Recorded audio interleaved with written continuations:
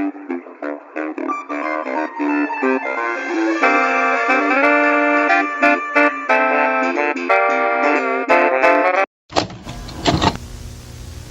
bien le bonjour à tous chers auditeurs et auditrices, je suis le Critiqueur, et aujourd'hui nous nous retrouvons pour critiquer un jeu qui se prénomme Expérience sans titre 2. Alors c'est le deuxième jeu et c'est parce que le premier jeu il est apparemment jamais sorti puisque on n'en a pas entendu parler malheureusement.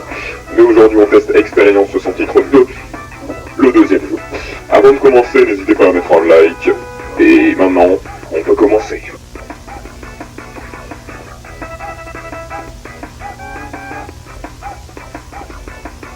Alors pour commencer la présentation, Expérience en titre 2, ça se veut être un Overwatch, plus un Splatoon-like, avec un système de personnages, avec toutes leurs spécificités et spells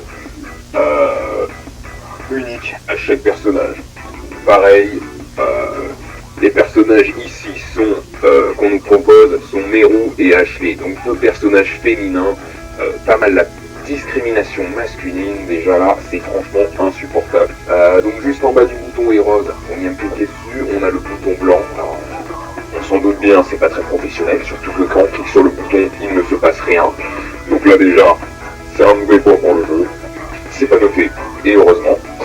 Et bon, pour le lobby, on se retrouve avec un espèce de Chromapolis de AliExpress, donc bon, c'est pas si mal, mais bon, ça vaut pas grand chose honnêtement.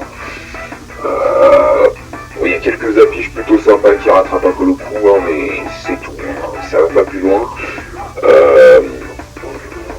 Ensuite, surtout je pense qu'on peut pas oublier les buissons. Oh là là, les buissons ils sont carrés, là c'est du tube, ça va pas du tout avec le reste de la map, là franchement c'est insupportable à voir.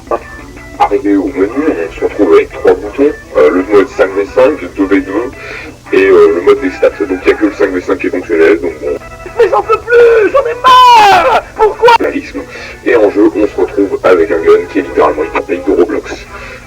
Alors, c'est une template toute faite, même moi j'aurais pas osé la faire. Ensuite, on a le système de spell, et là, je dois avouer que c'est franchement bien codé et réalisé pour une fois, donc pour le moment, je mets un bon point.